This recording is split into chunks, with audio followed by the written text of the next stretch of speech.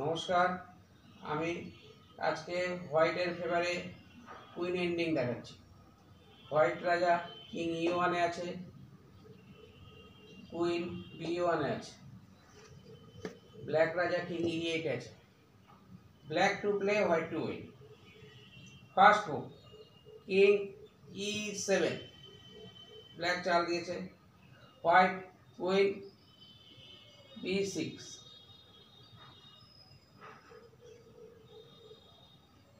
আবার queen G6 হতে পারে।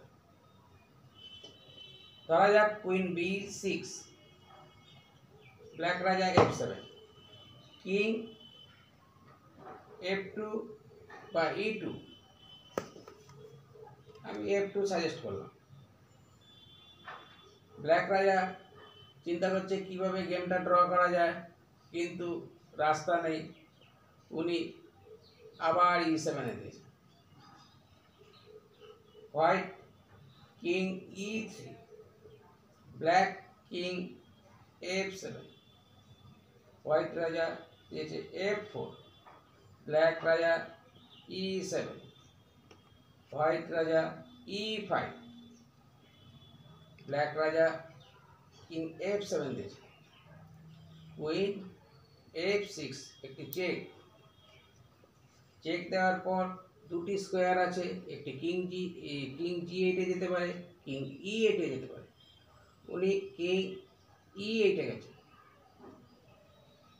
E8 এ যাওয়ার জন্য কুইন G7 দিয়ে এই লাইনটা পুরো কাট আপ করে নেবে।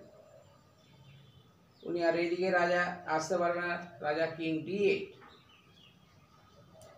King D6,